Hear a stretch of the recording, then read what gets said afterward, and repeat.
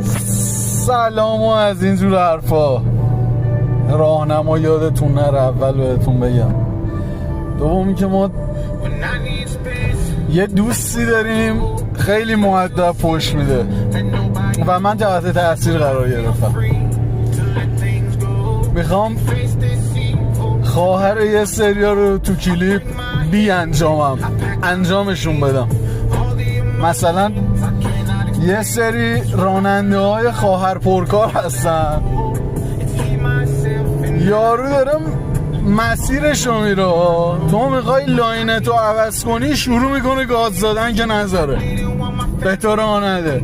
داخل خواهر پرکار مادر پرکار چه کاریه میکنی؟ مگه جاده مال بابایت باستان تلاته؟ بابا نکنید این کارا رو. یه چیز من قبلا فکر کنم گفتم تو کلیپام، موقعی که میرسیم در آسانسور هی باید به هم تعارف، نه اول شما، نه اول شما، نه بفرمایید اختیار دارید، نه دست راست اول نه من فلان. بابا رانندگی هم همونه، به هم راه بدید، مهربون باشید، خیلی راحته، راهنما بزنید، با هم دیگه خوب باشید.